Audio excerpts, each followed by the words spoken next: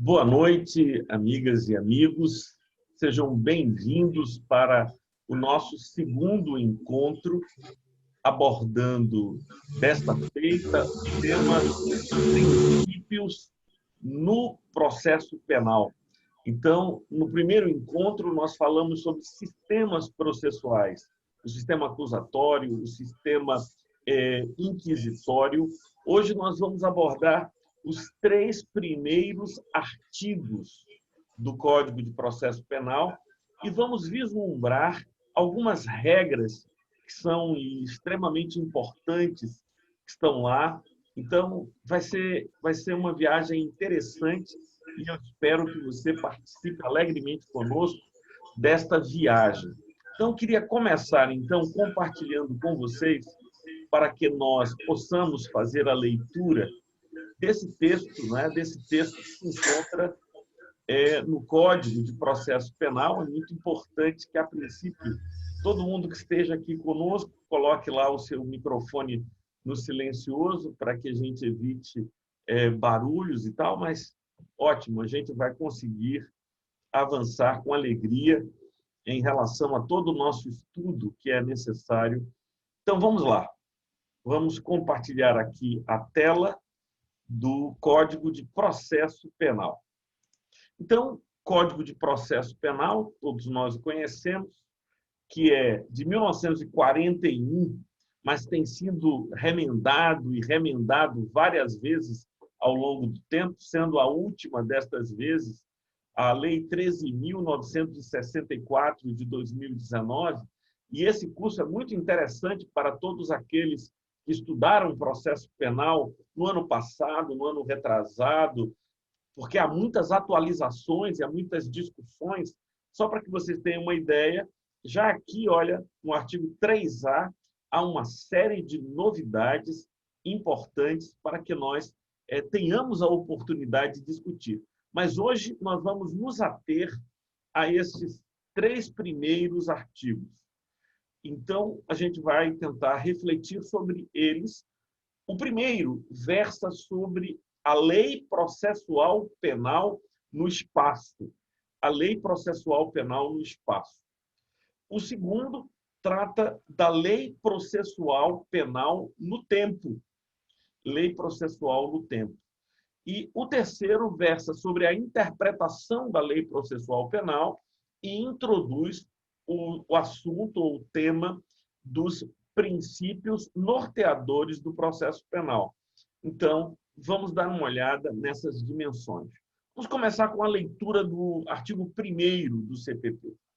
O processo penal reger-se-á em todo o território brasileiro por este Código, ressalvados, e aí aparecem as 5 ressalvas: tratados e convenções e regras de direito internacional, as prerrogativas constitucionais do presidente da República, dos ministros de Estado, nos crimes conexos com os do presidente da República e dos ministros do Supremo Tribunal Federal, nos crimes de responsabilidade.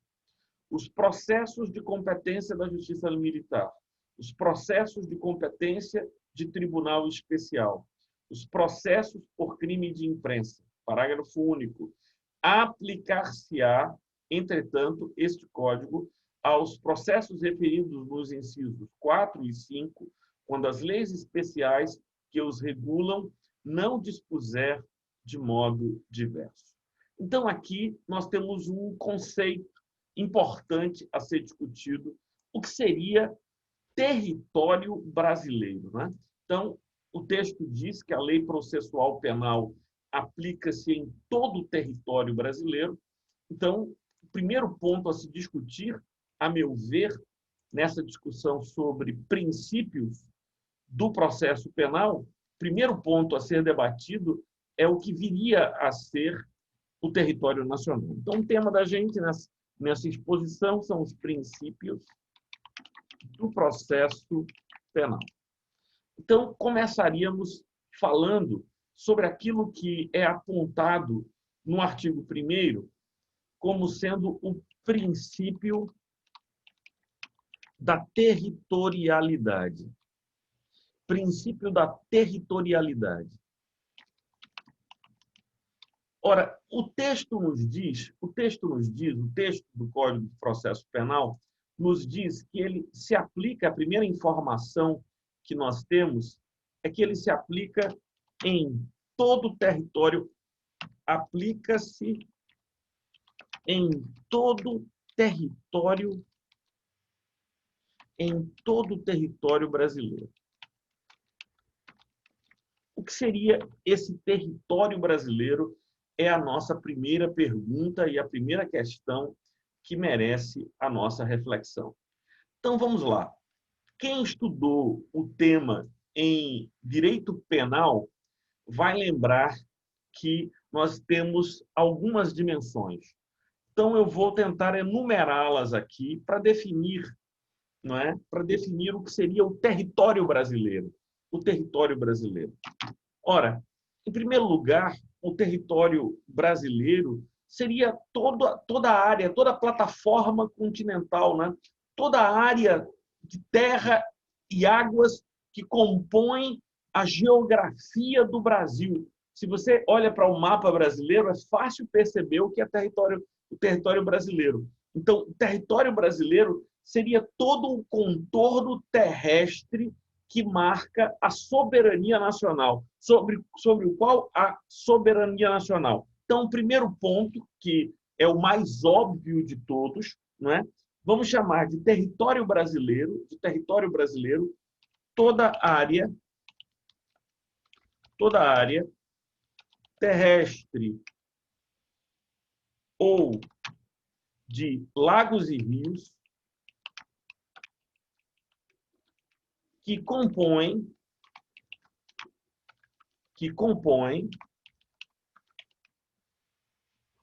não está querendo entrar aqui aqui agora, que compõem nossa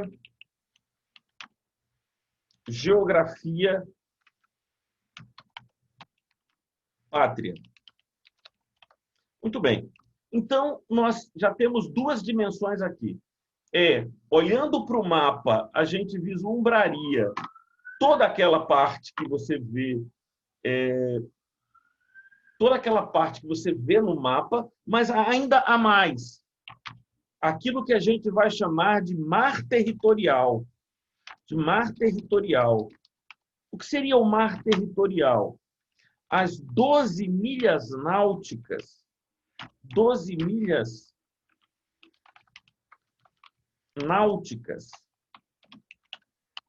que fazem o entorno da nossa plataforma continental, né? 12 milhas náuticas. Então, 12 milhas náuticas que estão ao nosso redor. Há ainda que se falar da aplicação da lei processual penal. Vocês estão lembrando disso de direito penal, é mais ou menos a mesma coisa, não é? Sim, princípio da territorialidade. Aplica-se lá a lei penal e a lei processual penal também. Em toda a área terrestre ou de lagos e rios que compõem nossa geografia pátria, o mar territorial. E aqui nós também deveríamos falar daquilo que nós vamos chamar de território nacional por extensão, né? Território nacional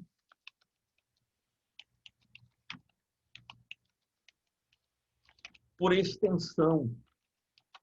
O que seria esse território nacional por extensão? Aí nós vamos ver. Colocar aqui. Primeiro, aeronaves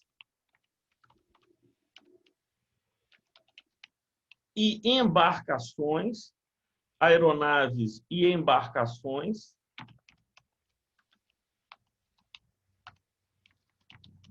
do governo brasileiro ou a seu serviço. Então, aeronaves e embarcações, ou seja, se o crime acontecer dentro de uma aeronave do governo brasileiro ou a seu serviço, a serviço do governo brasileiro, ou a seu serviço, se o crime acontecer em aeronaves ou embarcações do governo brasileiro ou a seu serviço, ali se aplicará, sim, a lei penal, a lei penal brasileira, e a lei processual penal também se aplicará ali. Vamos ver mais. Segundo, aeronaves e embarcações de bandeira brasileira,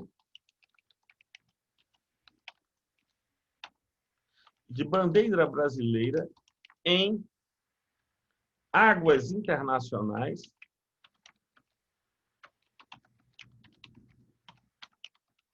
ou no espaço aéreo correspondente. Então, se aplica ali. Então, nós estamos aqui no limite do princípio da territorialidade. Toda a área terrestre ou de lagos e rios que compõem a nossa geografia pátria, o mar territorial seriam 12 milhas náuticas, portanto, o território brasileiro ele é descontínuo. Por exemplo, daqui de Recife para Fernando de Noronha, eu vou sair do Brasil, que é território brasileiro, vou ter as 12 milhas náuticas que compõem a plataforma continental, né, o mar territorial.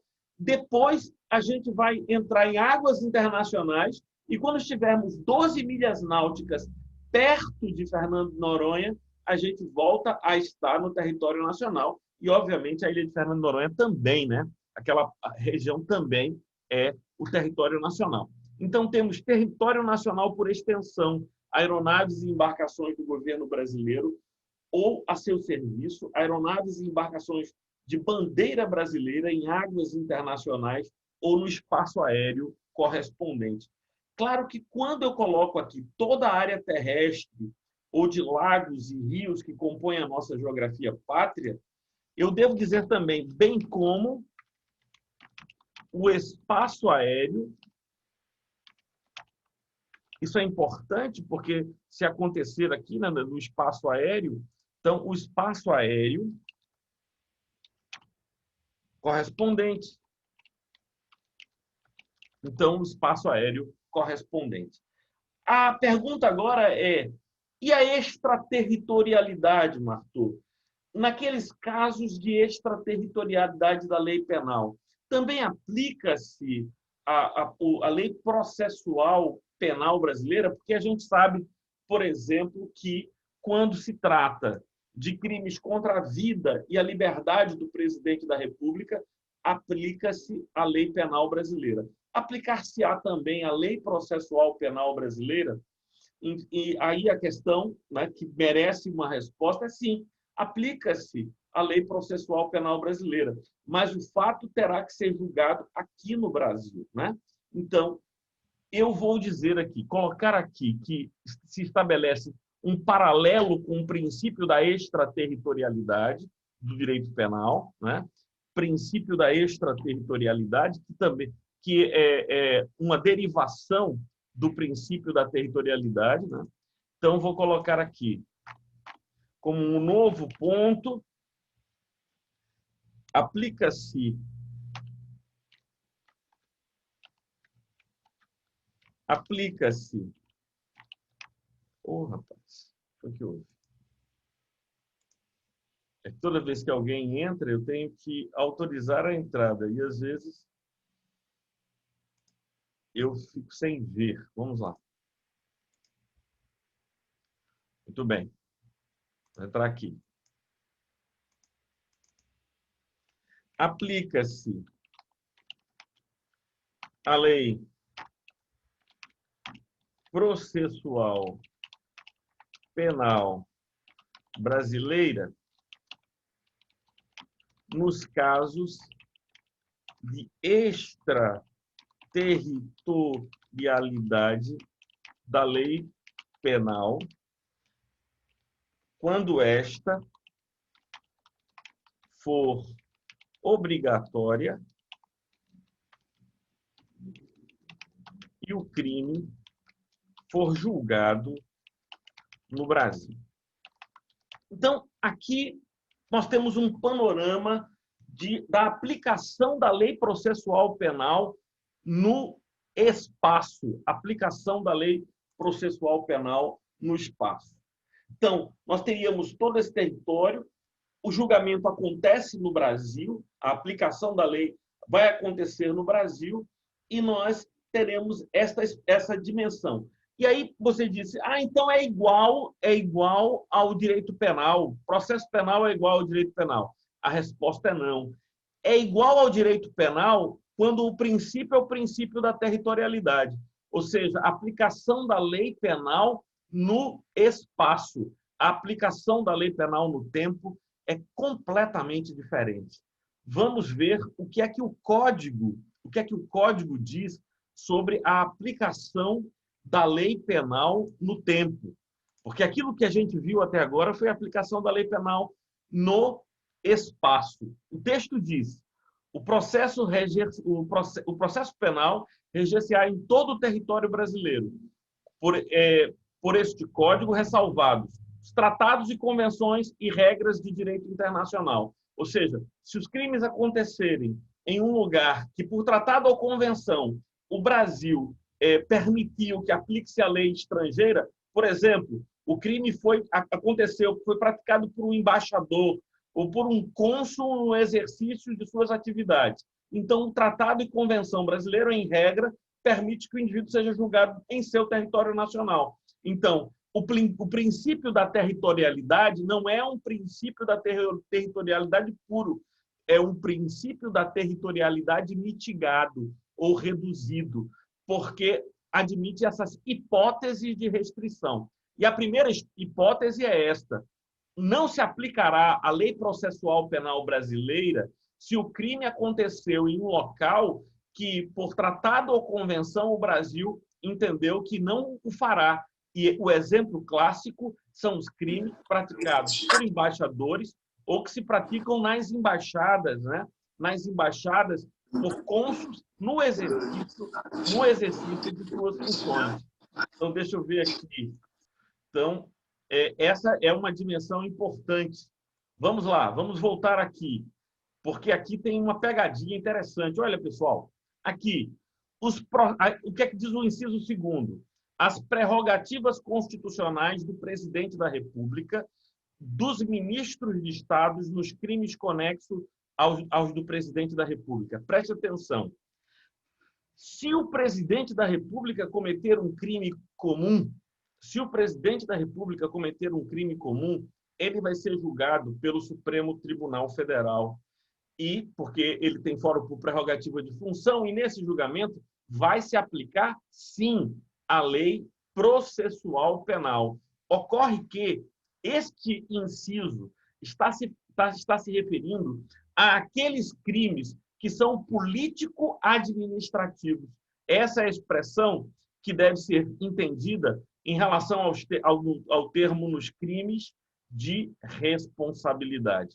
Ora, o presidente da República, os ministros de Estado que praticarem crimes conexos com o do presidente da República, portanto, o presidente da República cometeu o crime e ele, em concurso de agentes com os seus ministros, eles serão julgados pelo Senado Federal, em sessão presidida pelo presidente do Supremo Tribunal Federal. A gente já viu isso nos processos de impeachment. Então, o Senado Federal é o tribunal que julga os crimes de responsabilidade.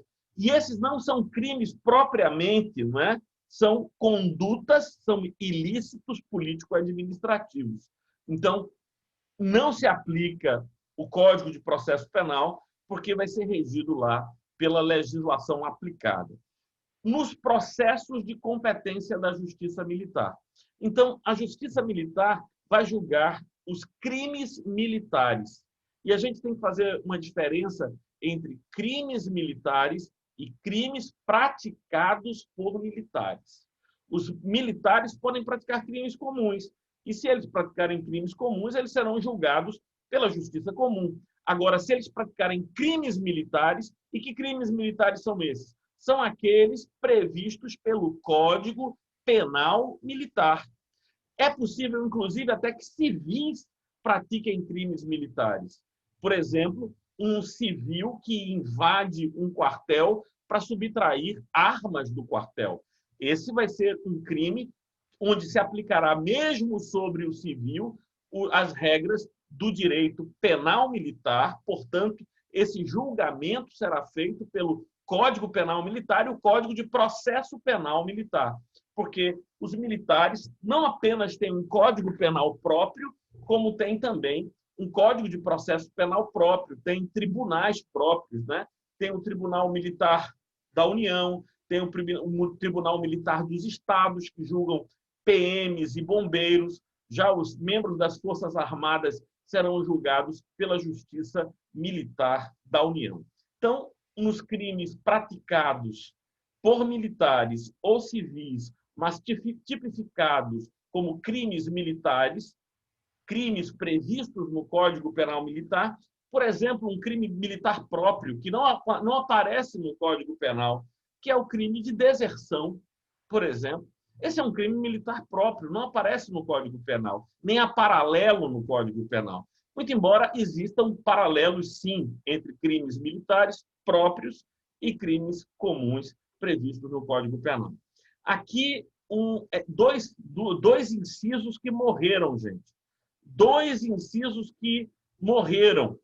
O primeiro inciso que morreu foi o inciso 4º, porque não foi recepcionado pela Constituição Federal de 1988. Não foi recepcionado. Diz que os processos de competência de tribunal especial. Não haverá no Brasil tribunal de exceção, diz o artigo 5º da Constituição brasileira. Não há tribunal especial. Todos os tribunais estão previstos. São os tribunais estaduais, os tribunais regionais federais, o STJ, o STF, o Tribunal do Júri. Esses não são tribunais especiais, são tribunais ordinários que existem segundo a lei processual e segundo, sobretudo, a Constituição da República. Se eu pudesse, eu riscaria esse instituto aqui, porque ele já não está previsto, né? Não existem os tribunais especiais. Do mesmo modo, também não se há de falar de crimes de imprensa, porque o Supremo Tribunal Federal, e aqui tem uma referência à DPF de número 130, considerou que a lei de imprensa, que vigia no Brasil há mais de 50 anos, não foi recepcionada pela Constituição Federal e não reconheceu a constitucionalidade da lei de imprensa. Então, qual é a regra, Martô? Aplica-se a lei processual penal brasileira em todo o território nacional, considere e lembre dos princípios da territorialidade lá do direito penal e também aquelas situações todas ali previstas de extraterritorialidade da lei penal.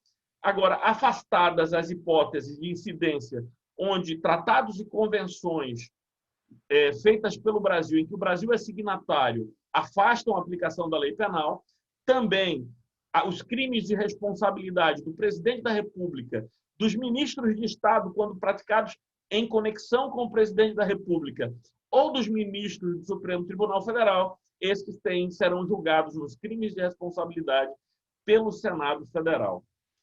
Beleza? Estamos firmes e tranquilos. É claro que o parágrafo único, que fazia referência aos incisos 4 e 5, também perdeu o sentido, perdeu a sua importância. Meus amigos, me ajudem. Até agora, alguma dúvida, alguma questão que mereça elucidação, que vocês queiram? Porque eu fiquei pensando, será que vale a pena explicar tudo sobre a aplicação da lei penal no tempo e no espaço, mas sobretudo no espaço? Será que eles lembram disso ou não? Vocês acham que vale a pena aprofundar a questão da lei penal no tempo e no espaço para fazer o paralelo, ou a gente pode seguir em diante? Tranquilo? Então, podemos seguir adiante. Então, vamos olhar aqui o que é que diz o parágrafo 2º, o artigo 2º da lei. A lei processual penal aplicar-se-á desde logo sem prejuízo da validade dos atos realizados sobre a vigência da lei anterior. Aqui a gente tem uma diferença, bastante significativa e talvez valha a pena chamar a atenção de vocês para essa diferença. Vamos dar uma olhada nesse aspecto aqui Já fui avisado que faltam 10 minutos para a gente terminar nosso tempo. É sempre uma correria, mas a gente vai aprendendo a aplicação da lei penal no tempo. Aplicação da lei penal, da lei processual penal no tempo. Vamos dar uma olhada nisso. Aplicação da lei processual penal no tempo. E para isso eu vou me valer aqui de um desenho, né? Vou desenhar aqui uma linha do tempo. Uma linha do tempo. O que o texto nos diz, companheiros? O que o texto nos diz é que, no momento em que a lei processual entrar em vigor, ela incidirá sobre o processo, não é? Então, a lei processual penal incidirá. Olha aqui o raio da lei incidindo sobre o processo. Ora, é verdade que aqui, muito antes, aconteceu o fato. O fato aconteceu antes. No momento em que o fato foi praticado, era outra a lei processual. É verdade também que o julgamento começou muito antes. O julgamento também começou antes. O julgamento também começou antes. Mas você tinha aqui uma lei anterior, você tinha aqui uma lei antiga, uma lei velha, a lei A, vamos chamar de lei A. Eu tinha aqui a lei A, que estava em vigor durante todo esse período aqui. A lei A estava em vigor durante todo esse período. Do fato, durante o julgamento, até aqui, estava vigindo a lei A. E é nesse momento que começa a vigir a lei B. Então, como é que se estabelece as regras da aplicação da lei penal no tempo? Ora, aqui eu tenho a lei B. Pessoal, vamos prestar atenção, vamos compreender, porque não é nem um pouco difícil isso. Todos os atos praticados durante a vigência da lei A, se eles foram aperfeiçoados, se eles foram concluídos, vale ato jurídico perfeito. Lembram da lei de introdução às normas do direito brasileiro? A lei nova não alterará nem a coisa julgada, nem um ato jurídico perfeito, nem o direito adquirido. Então, se no processo houve o ato jurídico perfeito, ou seja, prazo para intimações, prazo para audiência de instrução e julgamento, tudo isso aconteceu dentro da legislação anterior e se concluiu, valeu, está concluído. Não tem como retroagir. Não é como o direito penal, gente. Daqui a minha insistência com vocês. Isso não acontece. Aquilo que a gente chamava de retroatividade da lei penal mais benéfica. Isso não acontece. Olha aqui o xizinho. Isso não acontece. A lei processual penal não retroage. Outra informação importante. A lei processual penal não é dotada de ultratividade. O que seria ultratividade? Ela projetasse para além do tempo em que ela foi publicada. Então, não há nem retroatividade, nem ultratividade. Vou escrever isso porque acho importante guardar. Não há nem retroatividade, nem ultratividade. Nem há retroatividade, nem ultratividade. Por quê? Porque o princípio é esse, a lei penal. Agora, o que é que pode acontecer? O que é que pode acontecer? Pode acontecer que, quando a lei penal entrou em vigência, um prazo estava em andamento. Então, não era ato jurídico perfeito. Se o prazo estava em andamento, o fenômeno não se concluiu ainda. E se essa nova lei for mais interessante, mais benéfica ao réu, aumentando o prazo, por exemplo, haverá incidência dela, porque não é ato jurídico perfeito. Ato jurídico perfeito seria o ato concluído sob a égide da lei anterior. Muito bem. A minha intenção, pessoal, a minha intenção é abordar ainda os princípios gerais do direito processual penal. Porque vejam o que é que diz. Vejam o que é que diz o nosso código. O nosso código. A lei processual penal admitirá interpretação extensiva e aplicação analógica, bem como o suplemento dos princípios gerais do direito. Então, nós deveríamos falar de 3 coisas. Eu vou fazer isso na próxima aula. Se ligue aí. Vou falar de 3 assuntos. Vou falar sobre interpretação extensiva, interpretação analógica e vamos introduzir os princípios gerais do direito. Eu vou ter que parar aqui porque o nosso tempo já está terminando.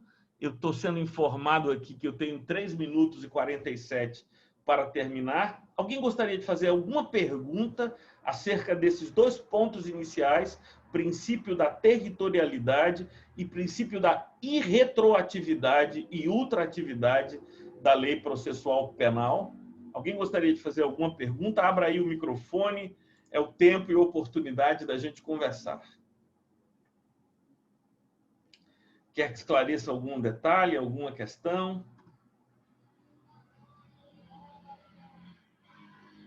Beleza, então, ótimo, ótimo. Então, vamos fazer o seguinte, pessoal. Vamos fazer o seguinte. Vamos parar essa gravação aqui e eu volto em 5 minutos com vocês para mais meia hora. Beleza? Combinado assim? Mais meia hora, que aí a gente vai de 9 às 10. É mais ou menos o meu plano. Aí eu mando o link lá no nosso grupo, tá bom? Combinado? Então paramos agora e voltamos em 5 minutos. Grande abraço.